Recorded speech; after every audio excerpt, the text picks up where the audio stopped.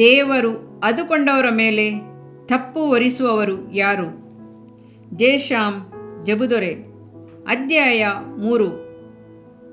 ಕರ್ತನು ಒಬ್ಬ ವ್ಯಕ್ತಿಯನ್ನು ಆರಿಸಿಕೊಳ್ಳುವುದಾದರೆ ಅವನ ಮೇಲೆ ತಪ್ಪು ಹೊರಿಸಲು ಕರ್ತನು ಆಸ್ಪದ ಕೊಡುವುದಿಲ್ಲ. ಕರ್ತನು ತನ್ನ ಮಕ್ಕಳ ಮೇಲೆ ತನ್ನ ಸೂಕ್ಷ್ಮವಾದ ದೃಷ್ಟಿಯನ್ನಿಟ್ಟಿರುತ್ತಾನೆ.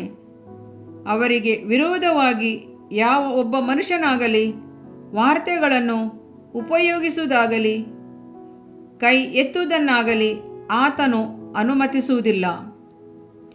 ಅದರಲ್ಲೂ ವಿಶೇಷವಾಗಿ ದೇವರ ಮನುಷ್ಯನ ಮೇಲೆ ತಪ್ಪು ಹೊರಿಸಿಬಿಟ್ಟು ಯಾರೂ ತಪ್ಪಿಸಿಕೊಳ್ಳಲಾಗುವುದೇ ಇಲ್ಲ. ಒಂದು ವೇಳೆ ತಪ್ಪಿಸಿಕೊಂಡಂತೆ ಕಂಡುಬರುವುದಾದರೆ ಒಂದು ಕೋಳಿಯನ್ನಾಗಲಿ ಕುರಿಯನ್ನಾಗಲಿ ಕೊಯ್ಯುವ ಮೊದಲು ಅದನ್ನು ಕೊಬ್ಬಿಸುವಂತೆ ಕರ್ತನು ಅದನ್ನು ಬಿಟ್ಟಿದ್ದಾನೆ ಎಂದು ಅರ್ಥ.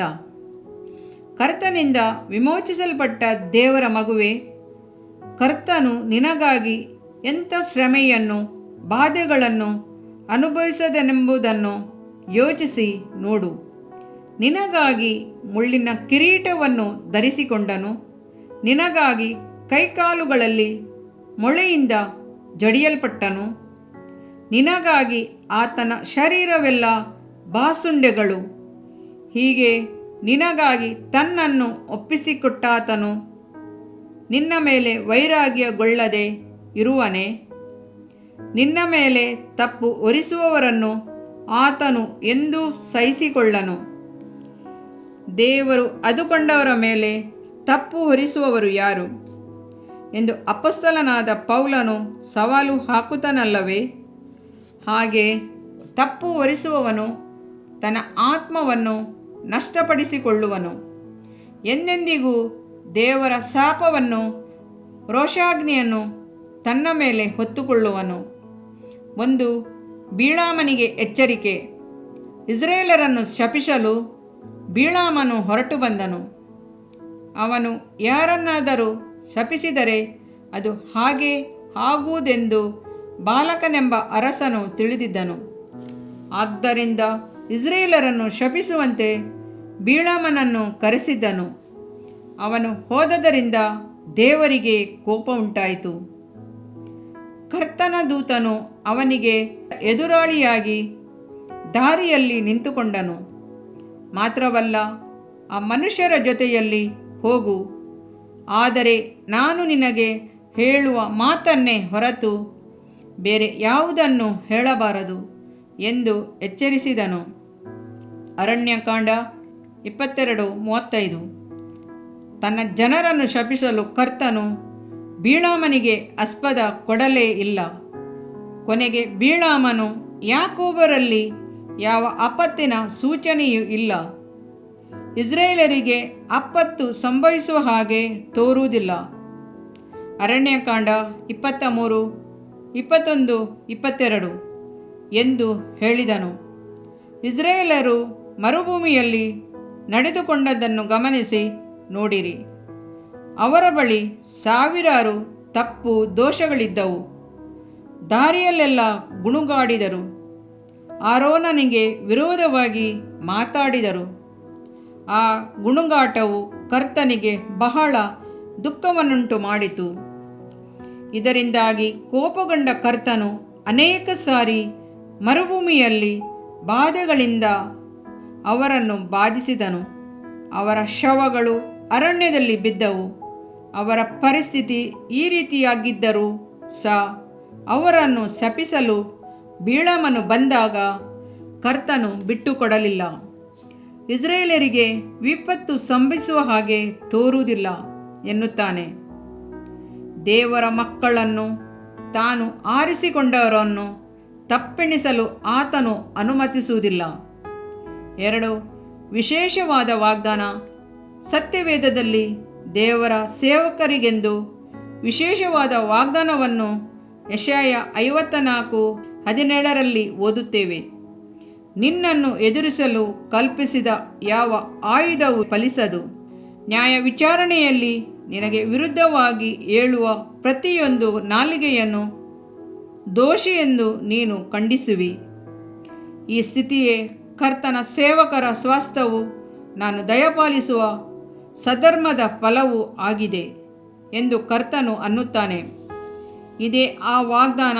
ಕರ್ತನು ತನ್ನ ಸೇವಕರಿಗೆ ಎಂದು ವಿಶೇಷವಾದ ವಾಗ್ದಾನವನ್ನು ಇಟ್ಟಿದ್ದಾನೆ ಮತ್ತು ಸ್ವಾಸ್ಥ್ಯವನ್ನು ಇಟ್ಟಿದ್ದಾನೆ. ಅದು ಯಾವುದು? ಸೇವಕರಲ್ಲಿ ತಪ್ಪು ದೋಷಗಳಿದ್ದರೂ ಸಹ ಅವರಿಗೆ ವಿರೋಧವಾಗಿ ಮಾತಾಡಲು ಯಾರಿಗೂ ಅಧಿಕಾರವಿಲ್ಲ ಎಂಬ ಸ್ವಾಸ್ಥ್ಯ ಹಾಗೂ ತಪ್ಪೆಣಿಸುವವರನ್ನೇ ತಪ್ಪಿಸುತ್ತಾರೆಂದು ತೀರ್ಮಾನಿಸುವ ಸ್ವಾಸ್ಥ್ಯ. ತಪ್ಪು ಮಾಡುವ ಸೇವಕರನ್ನು ತಿದ್ದುವುದಕ್ಕಾಗಲಿ, ದಂಡಿಸುವುದಕ್ಕಾಗಲಿ ಅಥವಾ ದೂಷಣೆ ಮಾಡುವುದಕ್ಕಾಗಲಿ ಬೇರೆ ಯಾರಿಗೂ ಅಧಿಕಾರವಿಲ್ಲ. ಕರ್ತನೇ ಅವರನ್ನು ವಿಚಾರಿಸುವನು. ಸೇವಕರು ಅನ್ಯಾಯವನ್ನೇ ಮಾಡುತ್ತಾರೆಂದು ಇಟ್ಟುಕೊಳ್ಳಿ, ನೀವು ಅವರನ್ನು ತಪ್ಪಿತಸ್ಥರೆಂದೆಣಿಸುವುದು ನಿಮಗೆ ನ್ಯಾಯವಾಗಿ ಕಂಡುಬಂದರೂ ಕರ್ತನು ಅದನ್ನು ಮೆಚ್ಚಿಕೊಳ್ಳುವುದಿಲ್ಲ. ಹಾಗೆ ನೀವು ತಪ್ಪೆಣಿಸುವ ಪಕ್ಷದಲ್ಲಿ ನಿಮ್ಮೊಂದಿಗೆ ಆತನು ಇರುವುದಿಲ್ಲ. ನೀವು ಮಾಡಬೇಕಾದದೆಲ್ಲ ಆತನ ಸನ್ನಿಧಾನದಲ್ಲಿದ್ದು ಅವರಿಗಾಗಿ ಭಾರದಿಂದ ಪ್ರಾರ್ಥಿಸಿ ಕರ್ತನು ಅವರನ್ನು ತಿದ್ದಬೇಕೆಂಬುದಾಗಿ ಕೇಳಿಕೊಳ್ಳುವುದೇ ಹೊರತು ಬೇರೆ ಯಾವ ವಿಧದಲ್ಲಿಯೂ ಅವರನ್ನು ದೂಷಿಸಕೂಡದು. ಆದ್ದರಿಂದ ಕರ್ತನು ಸೇವಕರನ್ನು ಕುರಿತು ನ್ಯಾಯ ವಿಚಾರಣೆಯಲ್ಲಿ ನಿನಗೆ ವಿರುದ್ಧವಾಗಿ ಏಳುವ ಪ್ರತಿಯೊಂದು ನಾಲಿಗೆಯನ್ನು ದೋಷಿಯೆಂದು ಖಂಡಿಸುವಿ ಎಂದು ಹೇಳುತ್ತಾನೆ. 3. ಮೋಶೆಯ ಉದಾಹರಣೆ. ಮೋಶೆಗೆ 80 ವರ್ಷ ವಯಸ್ಸಾದಾಗ ಎರಡನೇದಾಗಿ ಒಬ್ಬ ಕೂಶ್ಯ ಸ್ತ್ರೀಯನ್ನು ಮದುವೆ ಮಾಡಿಕೊಂಡಿದ್ದನು. ಈಗಾಗಲೇ ಅವನಿಗೆ ಚಿಪ್ಪೋರಳೆಂಬ ಹೆಂಡತಿ ಇದ್ದಳು. ಅವಳಿಂದ ಮಕ್ಕಳೂ ಇದ್ದರು. ಆಗಿದ್ದಾಗಿಯೂ ಮೋಶೆ ಮತ್ತೊಂದು ಮದುವೆ ಮಾಡಿಕೊಂಡದ್ದು ಅನೇಕರಿಗೆ ಅಸಮಾಧಾನ ಉಂಟು ಮಾಡಿತು. ಕೂಶ್ ದೇಶದ ಸ್ತ್ರೀ ಇಸ್ರೇಲರಿಗೆ ಸೇರಿದವಳಲ್ಲ. ಇಸ್ರೇಲ್ ಜನರನ್ನು ದಾರಿ ನಡೆಸುವ ಆತನು ಇಸ್ರೇಲರ ಸ್ತ್ರೀಯನ್ನೇ ಆರಿಸಿಕೊಂಡಿರಬಹುದು, ಅನ್ಯರ ಹೆಣ್ಣನ್ನು ತೆಗೆದುಕೊಂಡಿರಬಾರದಾಗಿತ್ತು ಎಂದು ಅಂದುಕೊಳ್ಳುತ್ತಿದ್ದರು. ಮೋಶೆಯ ಸ್ವಂತ ಸಹೋದರಿಯೇ ಅದನ್ನು ಸಹಿಸಿಕೊಳ್ಳಲಾರದೆ ಮೋಶೆಗೆ ವಿರೋಧವಾಗಿ ಮಾತಾಡಿದಳು. ಕರ್ತನು ಮೋಶೆಯ ಮೂಲಕವಾಗಿ ಮಾತ್ರವೇ ಮಾತಾಡಿದನ್ನು ನಮ್ಮ ಮೂಲಕವಾಗಿ ಆತನು ಮಾತಾಡಲಿಲ್ಲವೇ ಎಂದು ಹೇಳಿಕೊಂಡರು. ಅರಣ್ಯ ಕಾಂಡ 12:3. ಮಿರ್ಯಾಮಳ ಕಡೆಗೆ ನ್ಯಾಯವಿದ್ದಿತ್ತು. ಅವಳು ಕೇಳಿದ್ದು ಸರಿಯೇ ಹೌದು. ಮೋಶೆಯ ಮೇಲೆ ತಪ್ಪು ಇದ್ದಿತು. ಆದರೆ ಕರ್ತನು ಅವಳ ನ್ಯಾಯವನ್ನು ಮೆಚ್ಚಲಿಲ್ಲ. ತನ್ನ ಸೇವಕನಲ್ಲಿ ತಪ್ಪೆಣಿಸಿದ್ದು ಕರ್ತನಿಗೆ ಸಹಿಸಲಾಗಲಿಲ್ಲ. ಬಹಳ ಕೋಪ ಉಂಟಾಯಿತು. ಕರ್ತನು ಏನು ಹೇಳಿದನು ಗೊತ್ತೇ? ನೀವು ನನ್ನ ಸೇವಕನಾದ ಮೋಶೆಗೆ ವಿರೋಧವಾಗಿ ಮಾತಾಡುವುದಕ್ಕೆ ಭಯಪಡಬೇಕಾಗಿತ್ತು ಎಂದನು. ಅರಣ್ಯಕಾಂಡ 12:8. ಮಾತ್ರವೇ ಅಲ್ಲ, ಕರ್ತನ ಕೋಪ ಅವರ ಮೇಲೆ ಉರಿಯ ಹತ್ತಿತು. ಮಿರ್ಯಾಮಳು ತೊನ್ನು ಹತ್ತಿದವಳಾಗಿ ಹಿಮದಂತೆ ಬೆಳ್ಳಗಾಗಿ ಹೋದಳು. ಸೇವಕನಲ್ಲಿ ತಪ್ಪು ಕಂಡುಹಿಡಿಯುವುದು ಸುಲಭ, ದೂರುವುದು ಸುಲಭ.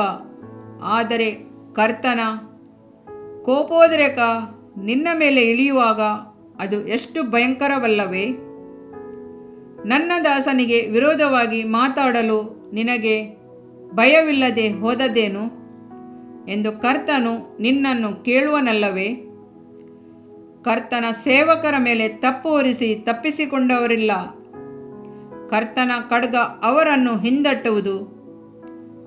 ದೂಷಣೆ ಮಾತುಗಳನ್ನಾಡುವವರ ಕುಟುಂಬಕ್ಕೆ ಅದು ಎಂದಿಗೂ ಇರುವ ಶಾಪವಾಗುವುದು. ಅಪೊಸ್ತಲನಾದ ಪೌಲನು, ಎಲೈ ಮನುಷ್ಯನೇ, ಮತ್ತೊಬ್ಬನಲ್ಲಿ ದೋಷವೆಣಿಸುವ ನೀನು ಯಾವನಾದರೂ ಸರಿಯೇ, ಉತ್ತರ ಹೇಳುವುದಕ್ಕೆ ನಿನಗೆ ಮಾರ್ಗವಿಲ್ಲ. ರೋಮಾಪುರ 2:1. ಆಶೀರ್ವಾದವು ಶಾಪವು.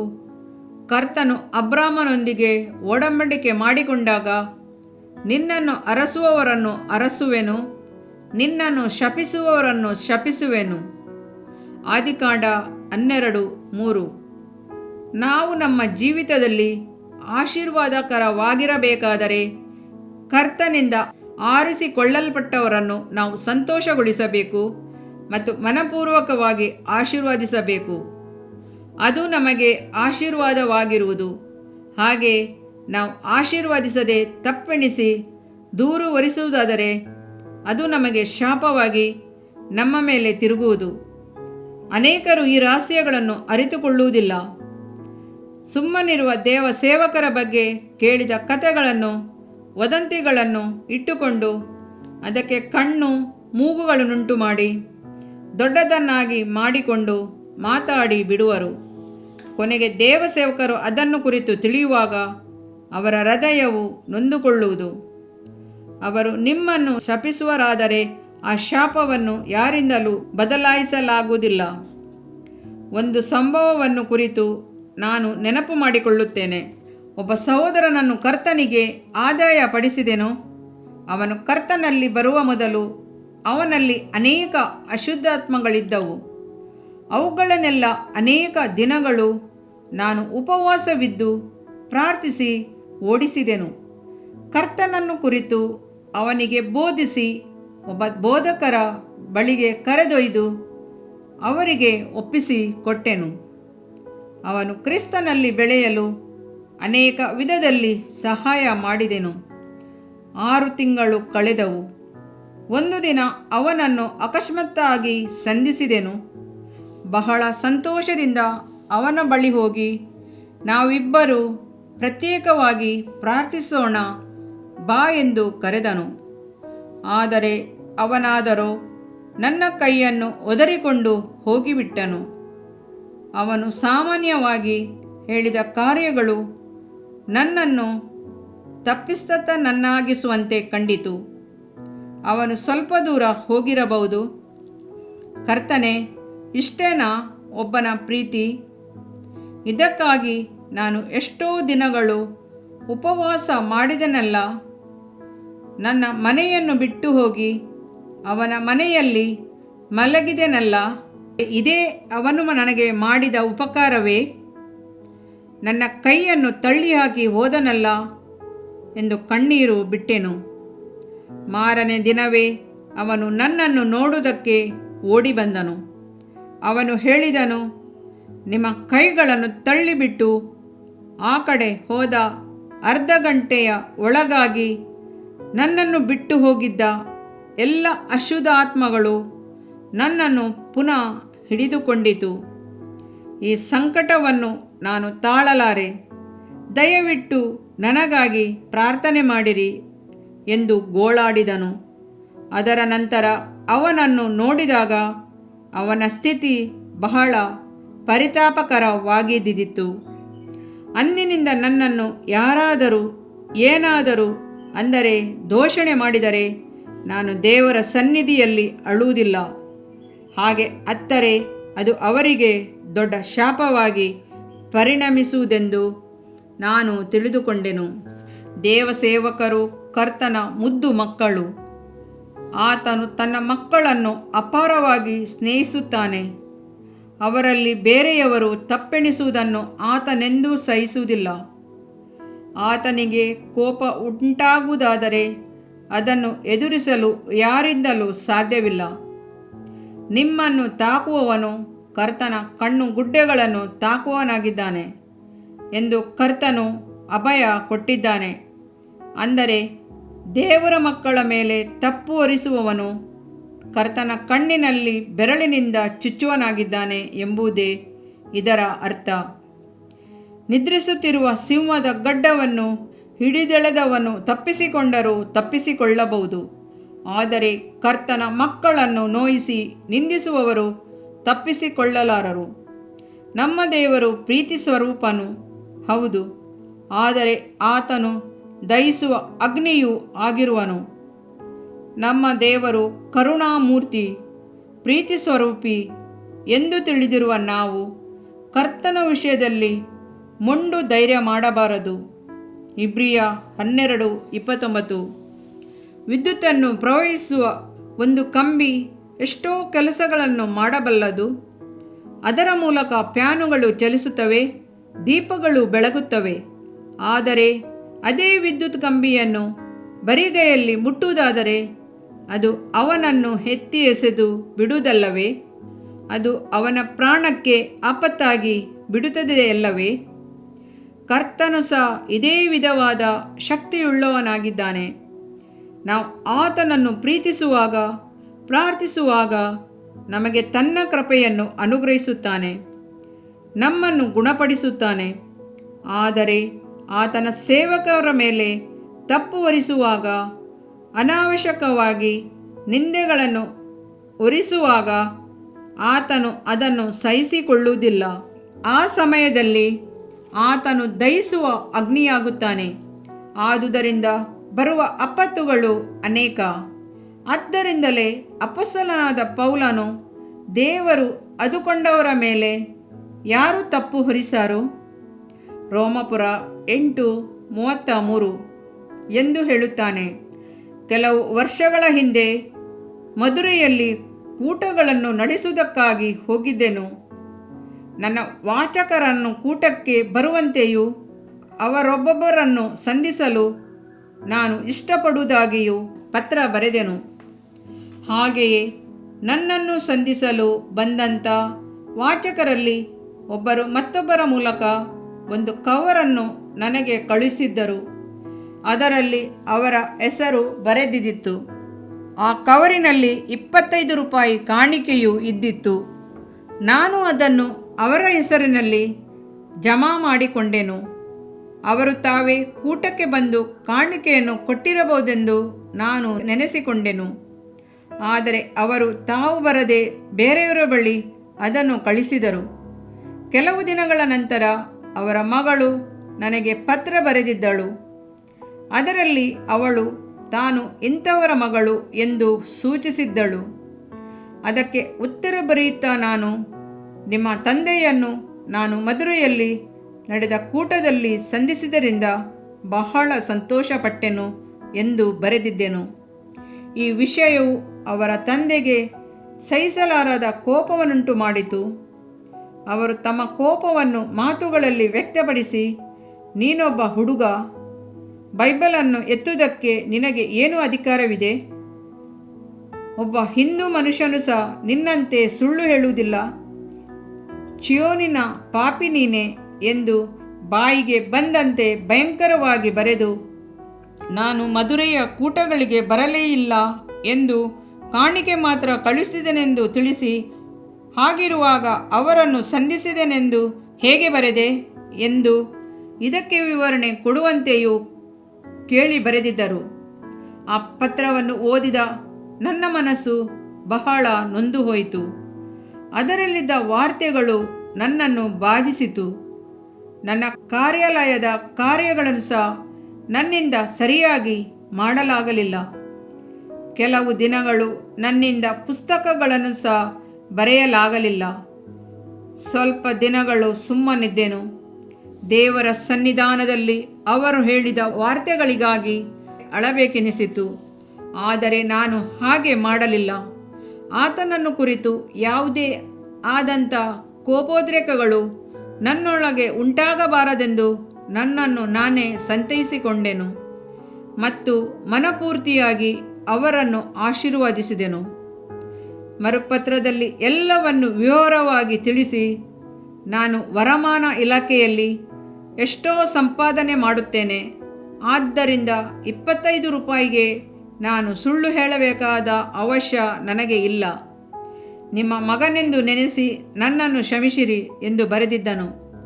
ಅದರ ನಂತರ ಅವರಿಂದ ಸಮಾಧಾನವಾದ ಪತ್ರ ಬಂದಿತ್ತು. ಪರಲೋಕವು ಕ್ಷಮಿಸಿದ ತಪ್ಪು, ಭೂಮಿಯಲ್ಲಿ ನಾವು ನಮಗೆ ವಿರೋಧವಾದ ತಪ್ಪನ್ನು ಕ್ಷಮಿಸದೆ ಹೋದರೆ ಪರಲೋಕದಲ್ಲಿರುವ ದೇವರು ಅದನ್ನು ಕ್ಷಮಿಸುವುದಿಲ್ಲ. ಯೇಸು ತನ್ನ ಶಿಷ್ಯರನ್ನು ನೋಡಿ, ನೀವು ಯಾರ ಪಾಪಗಳನ್ನು ಕ್ಷಮಿಸಿ ಬಿಡುತ್ತೀರೋ ಅವರಿಗೆ ಅವುಗಳು ಕ್ಷಮಾಪಣೆಯಾಗುತ್ತದೆ. ಯಾರ ಪಾಪಗಳನ್ನು ಕ್ಷಮಿಸದೆ ಉಳಿಸುತ್ತೀರೋ ಅವರಿಗೆ ಅವುಗಳು ಉಳಿಯುತ್ತವೆ ಎಂದನು. ಯೆಹೋವನ 20:23.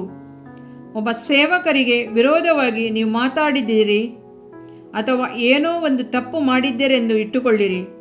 ಆ ಸೇವಕರು ಕ್ಷಮಿಸದಿದ್ದಲ್ಲಿ ನಿಮಗೆ ಕ್ಷಮಾಪಣೆ ಸಿಗುವುದಿಲ್ಲ. ನೀವು ಏನೇ ಮಾಡಿದರೂ ಎಷ್ಟೇ ದಿನಗಳ ಉಪವಾಸ ಮಾಡಿ ಅತ್ತರೂ ನಿಮ್ಮ ಪಾಪವು ನಿಮಗೆ ಕ್ಷಮಿಸಲ್ಪಡುವುದೇ ಇಲ್ಲ. ಕರ್ತನು ಎಂದು ಸುಳ್ಳು ಹೇಳುವಾತನಲ್ಲ. ತನ್ನ ಶಿಷ್ಯರನ್ನು ನೋಡಿ, ನೀವು ಯಾರ ತಪ್ಪುಗಳನ್ನು ಕ್ಷಮಿಸದೆ ಉಳಿಸುತ್ತೀರೋ ಅವರಿಗೆ ಅವುಗಳು ಉಳಿತವೆ ಅಂದನು. ಪದೇ ಪದೇ ದೇವಸೇವಕರನ್ನು ಇರಿಯುವುದು, ಅವರ ಸಂಕಟದಲ್ಲಿ ಸಂತೋಷ ಪಡುವುದು ನಿಮಗೆ ಅಭ್ಯಾಸವಾಗಿದ್ದರೆ ಕರ್ತನು ನಿಮ್ಮನ್ನು ಹೇಗೆ ಕ್ಷಮಿಸನು? ಕ್ಷಮೆ ಎಂಬುದು ಅಷ್ಟು ಸುಲಭವಾದ ಕಾರ್ಯವಾಗಿ ಬಿಟ್ಟಿದೆ. ಕರ್ತನು ಹೇಳಿರುವ ಈ ಮಾತನ್ನು ಪುನಃ ಓದಿ ನೋಡಿ. ನೀವು ಯಾರ ತಪ್ಪನ್ನು ಕ್ಷಮಿಸಿ ಬಿಡುತ್ತೀರೋ ಅವರಿಗೆ ಅವುಗಳು ಕ್ಷಮಾಪಣೆಯಾಗುತ್ತದೆ. ಯಾವ ದೇವಸೇವಕರೇ ಆಗಿದ್ದರೂ ಅವರು ಒಂದು ವೇಳೆ ನಿಮ್ಮನ್ನು ಕ್ಷಮಿಸಲು ಸಿದ್ಧರಾಗಿದ್ದರೂ ಇರಬಹುದು.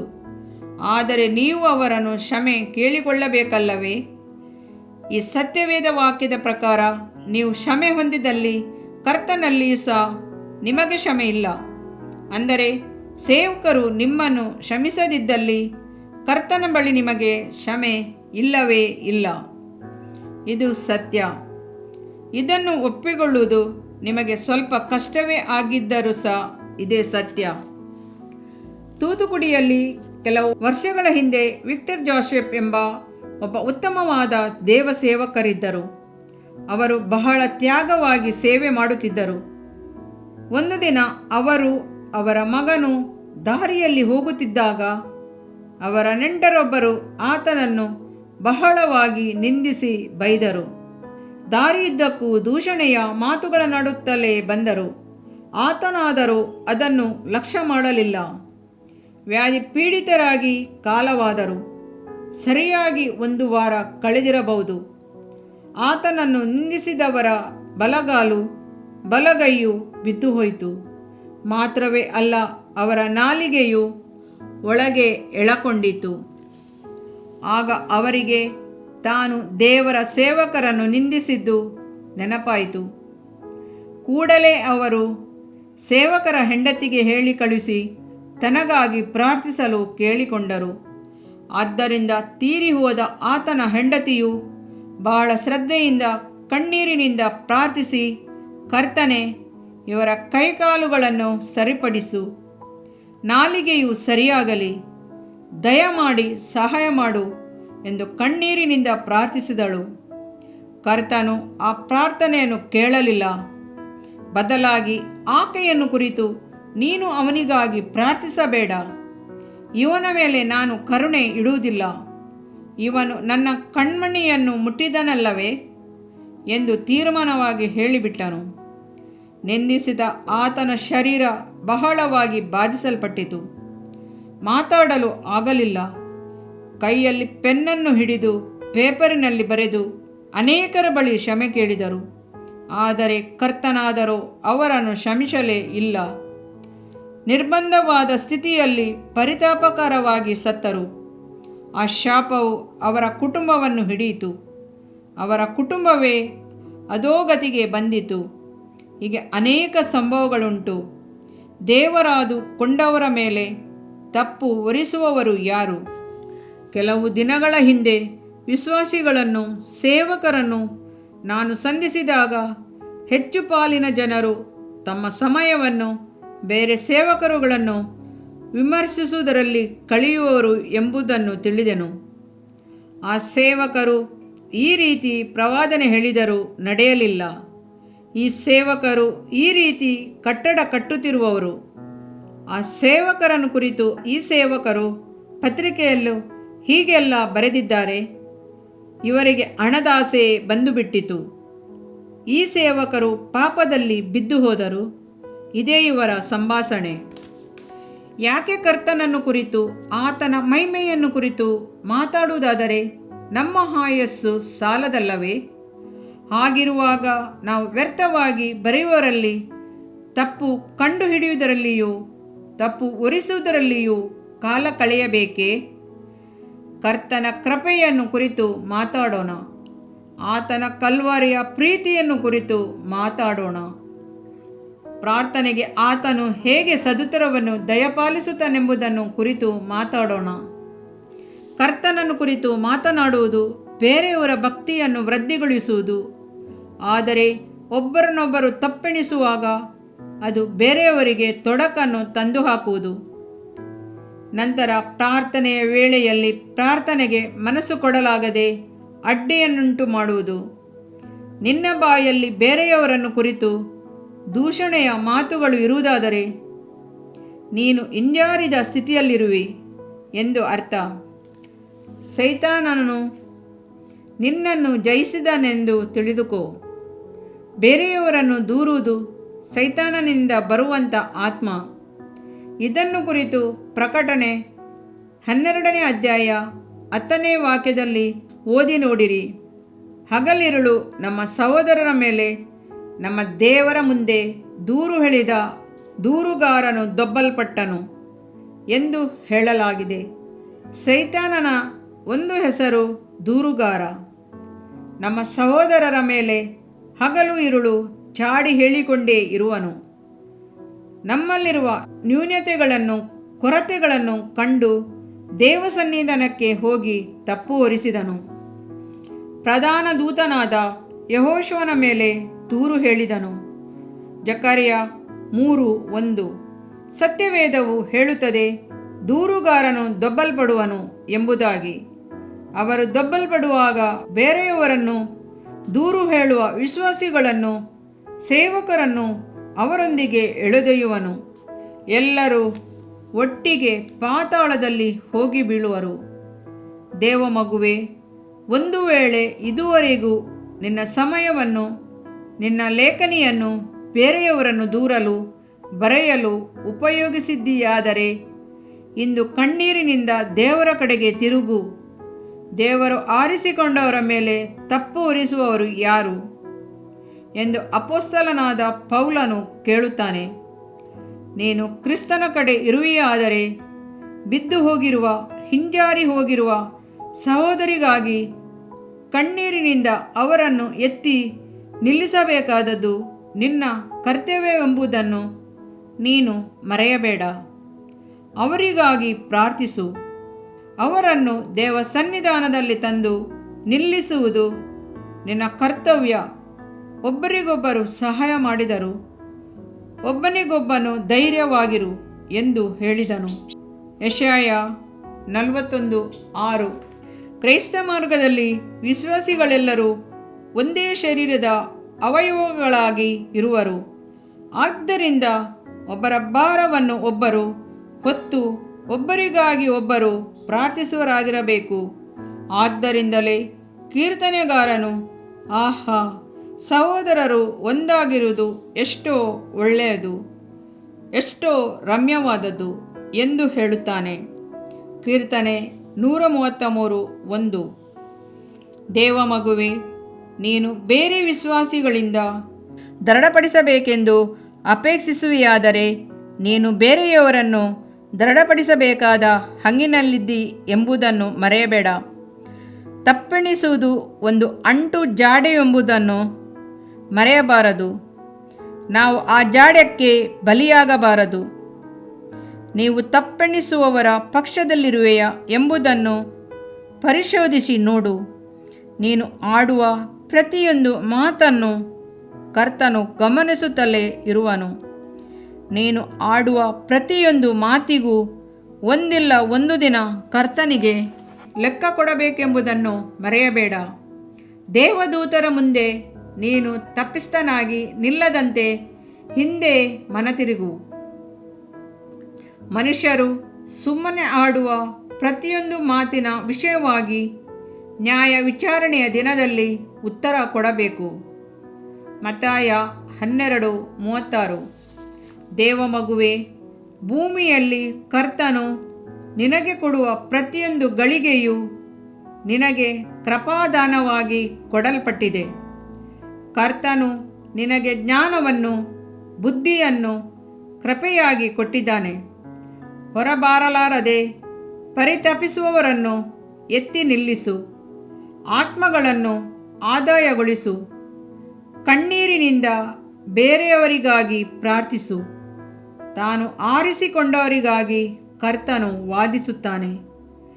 ದೇವರು ಆದುಕೊಂಡವರ ಮೇಲೆ ಯಾರು ತಪ್ಪು ಹೊರಿಸರು? ದೇವರೇ ನಮ್ಮನ್ನು ನೀತಿವಂತರೆಂದು ನಿರ್ಣಯಿಸುವವನಾಗಿದ್ದಾನೆ ಎಂದು ಅಪೊಸ್ತಲನಾದ ಪೌಲನು ಹೇಳುತ್ತಾನೆ. ರೋಮಾಪುರ 8:33.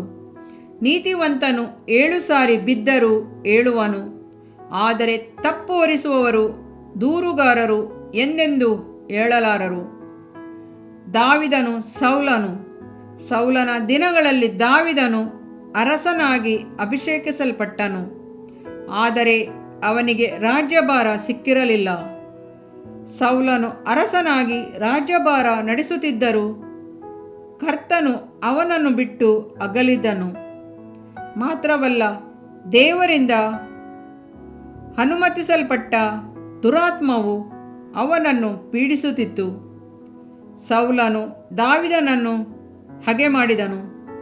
ಹೇಗಾದರೂ ಅವನನ್ನು ಕೊಲ್ಲಬೇಕೆಂದೆಣಿಸಿ ಎಡೆಬಿಡದೆ ಪ್ರಯತ್ನ ಮಾಡುತ್ತಲೇ ಇದ್ದನು. ಒಮ್ಮೆ ಹಾಗೆ ದಾವೀದನನ್ನು ಹಿಂದಟ್ಟಿಕೊಂಡು ಹೋದಾಗ ನಡೆದ ಒಂದು ಸಂಭವವನ್ನು 1 ಸಾಮುವೇಲ 22ನೇ ಅಧ್ಯಾಯದ 8-9ನೇ ವಾಕ್ಯದಲ್ಲಿ ಓದಿ ನೋಡಿ. ಅಭಿಷೇಯು ದಾವೀದನಿಗೆ, ದೇವರು ಈ ಹೊತ್ತು ನಿನ್ನ ವೈರಿಯನ್ನು ನಿನ್ನ ಕೈಗೆ ಒಪ್ಪಿಸಿಕೊಟ್ಟಿದ್ದಾನೆ.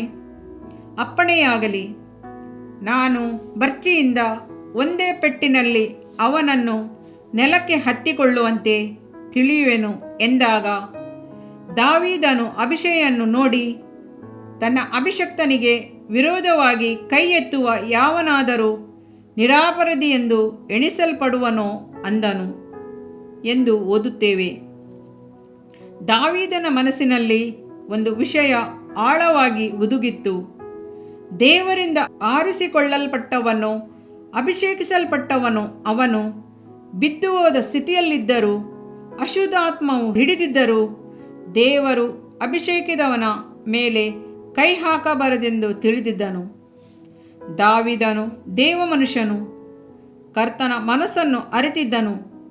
ಆದ್ದರಿಂದಲೇ ದಾವೀದನು ದೃಢವಾಗಿ ಕರ್ತನಿಂದ ಅಭಿಷೇಕಿಸಿದವನ ಮೇಲೆ ಕೈ ಎತ್ತುವುದಿಲ್ಲ ಎಂದು ಹೇಳಿದನು. ದೇವ ಮಗುವೆ, ನಿನಗೆ ಇಂಥ ಮನಸ್ಸು ಇದೆಯೋ? ದಾವೀದನಿಗೆ ಕರ್ತನ ಸೇವಕನ ಮೇಲೆ ಇದ್ದಂಥ ಅಭಿಮಾನವೂ ದರ್ಶನವೂ ಇದೆಯೇ? ಹಾಗೆ ಇರುವುದಾದರೆ ಕರ್ತನು ನಿನ್ನನ್ನು ಎಷ್ಟೋ ಮಹಿಮೆಯಾಗಿ ಉನ್ನತಿಗೊಳಿಸುವನು.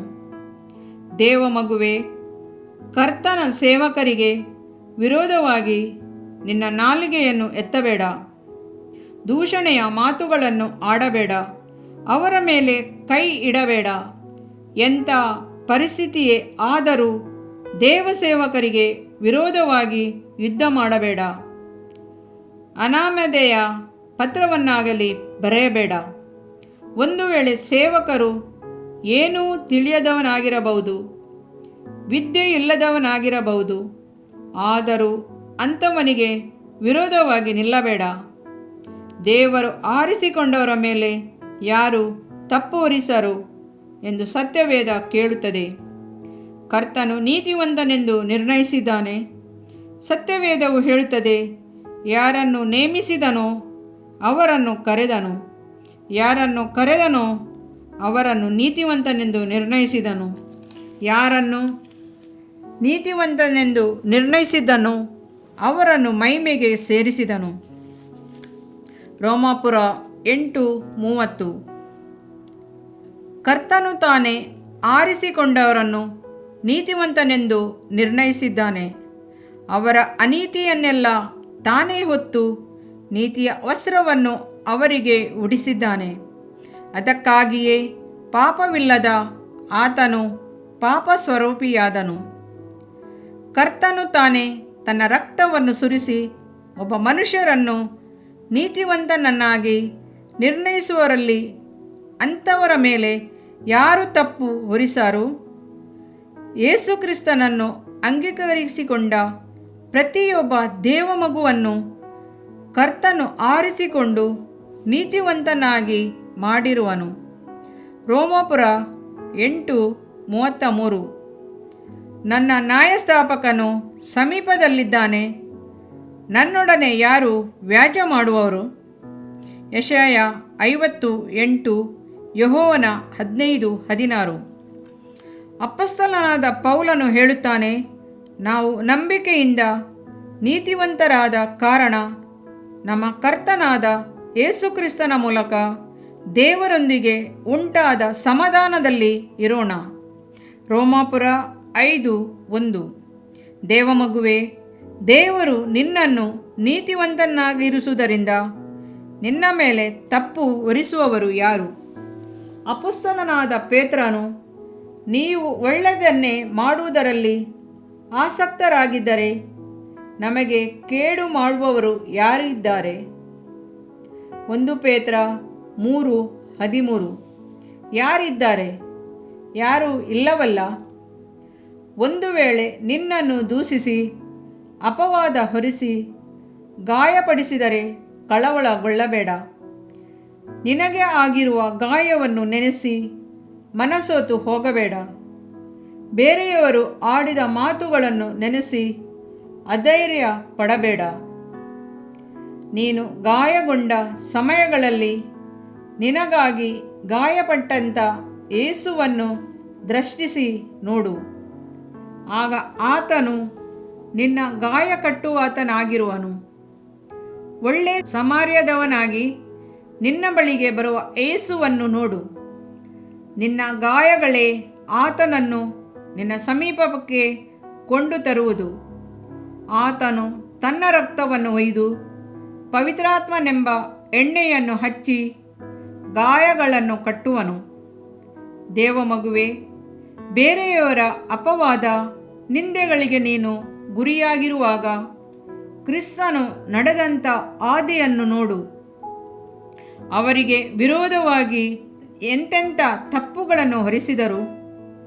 ಬೆಲ್ಜೆಬೂಲನು ಎಂದರು, ಹೊಟ್ಟೆಬೇಕ ಅಂದರು, ಪಾಪಿಗಳ ಗೆಳೆಯ ಎಂದರು, ದೈವ ಹಿಡಿದವನೆಂದರು. ಕ್ರಿಸ್ತನನ್ನೇ ಬೇಡವೆಂದು ಬರೊಬ್ಬನನ್ನೇ ಬೇಕೆಂದು ಆರಿಸಿಕೊಂಡ ಪ್ರಪಂಚವಲ್ಲವೇ ಇದು? ಸಿಲುಬೆಯಲ್ಲಿ ಆತನನ್ನು ನಿಂದಿಸಿ ಯೆಹೂದರ ಅರಸನಾಗಿದ್ದರೆ ನಿನ್ನನ್ನು ರಕ್ಷಿಸಿಕೋ ಅಂದರು. ಆದರೆ ಕರ್ತನು ಯಾವುದನ್ನು ಲಕ್ಷ್ಯ ಮಾಡದೆ ಎಲ್ಲವನ್ನು ತಾಳ್ಮೆಯಿಂದ ಸಹಿಸಿದನು. ಆ ಯೇಸು ನಿನ್ನ ಪಕ್ಷದಲ್ಲಿರುವನು. ಆತನು ನಿನಗೆ ವಾಗ್ದಾನ ಮಾಡಿದನಲ್ಲವೇ? ಯಾರು ನಿನ್ನ ಮೇಲೆ ವ್ಯಾಜ್ಯ ಮಾಡುತ್ತಾರೋ ಅವರು ನಿನ್ನ ನಿಮಿತ್ತ ಕೆಡವಲ್ಪಡುವರು. ಯೆಶಾಯ 54:15 ಎಂದು ವಾಗ್ದಾನ ಮಾಡಿದನಲ್ಲವೇ? ಕಳವಳಗೊಳ್ಳದಿರು. ನಿನಗೆ ವಿರೋಧವಾಗಿ ಮಾತಾಡುವರು, ನಿನಗೆ ವಿರೋಧವಾಗಿ ಕೂಡುವರು, ನಿನಗೆ ವಿರೋಧವಾಗಿ ಕಾರ್ಯ ನಡೆಸುವರು, ನಿನ್ನ ನಿಮಿತ್ತ ಕೆಡವಲ್ಪಡುವರು.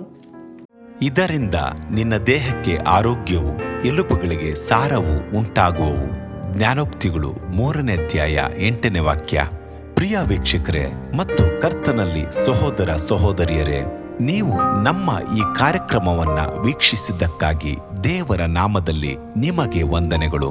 ದೇವರ ವಾಕ್ಯವು ನಮ್ಮ ಎಲುಬಿಗೆ ಬಲವೂ ಸಾರವೂ ಆಗಿದೆ ಎಂದು ಸತ್ಯವೇದವು ಹೇಳುವಂತೆ ಈ ಕಾರ್ಯಕ್ರಮವು ನಿಮಗೆ ಆಶೀರ್ವಾದಕರವಾಗಿದೆ ಎಂದು ನಂಬುತ್ತೇವೆ. ಪ್ರಿಯ ವೀಕ್ಷಕರೇ, ನಮ್ಮ ಈ ಸೇವೆಗಾಗಿ ಪ್ರಾರ್ಥಿಸಿರಿ ಮತ್ತು ಎಲ್ಲಾ ಕಾರ್ಯಕ್ರಮಗಳನ್ನ ಇತರರೊಂದಿಗೆ ಶೇರ್ ಮಾಡಿರಿ. ಅದೇ ರೀತಿಯಾಗಿ ನಮ್ಮ ಈ ಯೂಟ್ಯೂಬ್ ಚಾನೆಲ್ ಅನ್ನು ಸಬ್ಸ್ಕ್ರೈಬ್ ಮಾಡಿರಿ ಹಾಗೂ ಲೈಕ್ ಮಾಡಿ. ನಿಮ್ಮ ಅನಿಸಿಕೆಗಳನ್ನು ಕಮೆಂಟ್ ಬಾಕ್ಸ್ನಲ್ಲಿ ನಮಗೆ ತಿಳಿಯಪಡಿಸಿ. ನಮ್ಮ ಸಂಖ್ಯೆ 7022104605. ಈ ಸಂಖ್ಯೆಗೆ ಕರೆ ಮಾಡಿರಿ. ಒಬ್ಬ ಪಾಪಿಯ ಪ್ರಾರ್ಥನೆ. ಯೇಸುವನ್ನು ರಕ್ಷಕನಾಗಿ ಅಂಗೀಕರಿಸಲು ಮಾಡಬೇಕಾದ ಪ್ರಾರ್ಥನೆ. ಪ್ರಿಯ ಪರಲೋಕದ ತಂದೆಯೇ, ಯೇಸುವಿನ ಹೆಸರಿನಲ್ಲಿ ನಾನು ನಿನ್ನ ಬಳಿಗೆ ಬಂದಿದ್ದೇನೆ. ನನ್ನ ಬಳಿಗೆ ಬರುವವರನ್ನು ನಾನು ತಳ್ಳಿಬಿಡುವುದೇ ಇಲ್ಲ. ಯೋಹಾನ 6:37 ಎಂದು ನಿನ್ನ ವಾಕ್ಯ ಹೇಳುತ್ತದಲ್ಲ. ಆದ್ದರಿಂದ ನೀನು ನನ್ನನ್ನು ತಳ್ಳಿಬಿಡದೆ ನನ್ನನ್ನು ಸೇರಿಸಿಕೊಳ್ಳುವಿ ಎಂದು ನನಗೆ ಗೊತ್ತಿದೆ. ಆದ್ದರಿಂದ ನಾನು ನಿನಗೆ ಸ್ತೋತ್ರ ಮಾಡುತ್ತೇನೆ. ನೀನು ನಿನ್ನ ವಾಕ್ಯದಲ್ಲಿ ನೀನು ಯೇಸುವನ್ನೇ ಕರ್ತನೆಂದು ಬಾಯಿಂದ ಅರಿಕೆ ಮಾಡಿಕೊಂಡು ದೇವರು ಆತನನ್ನು ಸತ್ತವರೊಳಗಿಂದ ಎಬ್ಬಿಸಿದನೆಂದು ಹೃದಯದಿಂದ ನಂಬಿದರೆ ನಿನಗೆ ರಕ್ಷಣೆಯಾಗುವುದು ಎಂತಲೂ ಕರ್ತನ ನಾಮವನ್ನ ಹೇಳಿಕೊಳ್ಳುವವರೆಲ್ಲರಿಗೆ ರಕ್ಷಣೆಯಾಗುವುದೆಂತಲೂ ಬರೆದಿದೆ. ರೋಮ 10:9 ವಾಕ್ಯ. ಯೇಸು ಕ್ರಿಸ್ತನು ದೇವಕುಮಾರನೆಂದು ನನ್ನ ಹೃದಯದಲ್ಲಿ ನಂಬುತ್ತೇನೆ. ನನ್ನನ್ನು ನೀತಿವಂತನನ್ನಾಗಿ ಮಾಡುವುದಕ್ಕಾಗಿ ಆತನು ಸತ್ತವರೊಳಗಿಂದ ಎಬ್ಬಿಸಲ್ಪಟ್ಟನು ಎಂದು ನಂಬುತ್ತೇನೆ. ನಾನು ಆತನ ನಾಮವನ್ನ ಹೇಳಿಕೊಳ್ಳುತ್ತೇನೆ. ಯೇಸುವೇ, ನೀನೇ ಕರ್ತನು. ತಂದೆಯೇ, ನೀನು ನನ್ನನ್ನು ರಕ್ಷಿಸಿದಿ ಎಂದು ನಾನು ನಂಬುತ್ತೇನೆ. ನಿನ್ನ ವಾಕ್ಯವು ಹೇಳುತ್ತದೆ, ಮನುಷ್ಯನು ಹೃದಯದಿಂದ ನಂಬುವುದರ ಮೂಲಕ ನೀತಿಯು ದೊರಕುತ್ತದೆ, ಬಾಯಿಂದ ಅರಿಕೆ ಮಾಡುವುದರ ಮೂಲಕ ರಕ್ಷಣೆಯಾಗುತ್ತದೆ. ರೋಮ 10:10. ನಾನೀಗ ನನ್ನ ಹೃದಯದಲ್ಲಿ ನಂಬುತ್ತೇನೆ ಹಾಗೂ ಯೇಸುವೇ ನನ್ನ ಕರ್ತನೆಂದು ಅರಿಕೆ ಮಾಡುತ್ತೇನೆ. ಆದುದರಿಂದ ನಾನೀಗ ರಕ್ಷಣೆ ಹೊಂದಿದ್ದೇನೆ. ಅಪ್ಪಾ ತಂದೆಯೇ, ನಿನಗೆ ಸ್ತೋತ್ರ. ಲೂಕನು ಬರೆದ ಸುವಾರ್ತೆ 11ನೇ ಅಧ್ಯಾಯದಲ್ಲಿ ಬರೆದಿರುವಂತೆ, ನಿಮ್ಮಲ್ಲಿ ತಂದೆಯಾದವನು ಮೀನನ್ನು ಕೇಳುವ ಮಗನಿಗೆ ಮೀನು ಕೊಡದೆ ಹಾವನ್ನು ಕೊಡುವನೆ? ಅಥವಾ ತತ್ತಿಯನ್ನು ಕೇಳಿದರೆ ಚೇಳನ್ನು ಕೊಡುವನೆ? ಹಾಗಾದರೆ ಕೆಟ್ಟವರಾದ ನೀವು ನಿಮ್ಮ ಮಕ್ಕಳಿಗೆ ಒಳ್ಳೆ ಪದಾರ್ಥಗಳನ್ನ ಕೊಡಬಲ್ಲವರಾದರೆ ಪರಲೋಕದಲ್ಲಿರುವ ನಿಮ್ಮ ತಂದೆಯು ತನ್ನನ್ನು ಬೇಡಿಕೊಳ್ಳುವವರಿಗೆ ಎಷ್ಟೋ ಹೆಚ್ಚಾಗಿ ಪವಿತ್ರಾತ್ಮ ವರವನ್ನ ಕೊಡುವವನಲ್ಲವೇ ಅಂದನು. ತಂದೆಯೇ, ನೀನು ಕೇಳಿಕೊಳ್ಳುವವರಿಗೆ ಪವಿತ್ರಾತ್ಮನ ವರವನ್ನು ಹೇರಳವಾಗಿ ಕೊಡುವಾತನಾಗಿದ್ದಿ. ಆದ್ದರಿಂದ ನನ್ನ ಮೇಲೆಯೂ ನಿನ್ನ ಆತ್ಮನನ್ನು ಸುರಿಸಬೇಕಾಗಿ ಬೇಡಿಕೊಳ್ಳುತ್ತೇನೆ. ಕೀರ್ತನೆ 81:10 ಬರೆದಿದೆ, ಅಗಲವಾಗಿ ಬಾಯಿದೆರೆಯಿರಿ, ಅದನ್ನು ತುಂಬಿಸುವೆನು. ಕರ್ತನೇ, ನನ್ನನ್ನು ಪವಿತ್ರಾತ್ಮನಿಂದ ತುಂಬಿದಂತ ನೀನು ನನ್ನನ್ನು ಅನ್ಯ ಭಾಷೆಯ ವರದಿಂದಲೂ ತುಂಬುವವನಾಗಿದ್ದಿ ಎಂದು ನಂಬುತ್ತೇನೆ. ಅದರಂತೆ ನಾನು ನನ್ನ ಬಾಯಿಯನ್ನು ತೆರೆದು ನಿನ್ನ ಸ್ತೋತ್ರ ಮಾಡುವಾಗ ಅನ್ಯ ಭಾಷೆಯ ಅಭಿಷೇಕದಿಂದ ನನ್ನನ್ನು ತುಂಬುವವನಾಗಿದ್ದಿ ಎಂದು ನಂಬುತ್ತೇನೆ. ಈಗ ನೀವು ನಿಮ್ಮ ಬಾಯಿಯನ್ನು ತೆರೆದು ಮಾತನಾಡುವಾಗ ಪವಿತ್ರಾತ್ಮನು ನಿಮ್ಮ ಬಾಯಿಯನ್ನು ತನ್ನ ಭಾಷೆಯಿಂದ ತುಂಬುವವನಾಗಿದ್ದಾನೆ. ಇದು ದೇವರ ಭಾಷೆಯಾಗಿದೆ. ಈ ಅಭಿಷೇಕವನ್ನ ಹೊಂದಿಕೊಳ್ಳಲು ನೀವು ನಿಮ್ಮ ಸ್ವರವನ್ನ ಉಪಯೋಗಿಸಬೇಕು. ಅದರಿಂದ ನೀವು ನಿಮ್ಮ ಬಾಯನ್ನು ತೆರೆದು ದೇವರಿಗೆ ಸ್ತೋತ್ರ ಮಾಡುವಾಗ ದೇವರು ನಿಮ್ಮನ್ನು ಅನ್ಯ ಭಾಷೆಯ ವರದಿಂದ ತುಂಬುವವನಾಗಿದ್ದಾನೆ. ಪ್ರಿಯರೇ, ಈಗ ನೀವು ಪವಿತ್ರಾತ್ಮನಿಂದ ತುಂಬಲ್ಪಟ್ಟ ಆತನ ಪ್ರಿಯ ಮಕ್ಕಳಾಗಿದ್ದೀರಿ. ದೇವರ ನಾಮಕ್ಕೆ ಸ್ತೋತ್ರವಾಗಲಿ.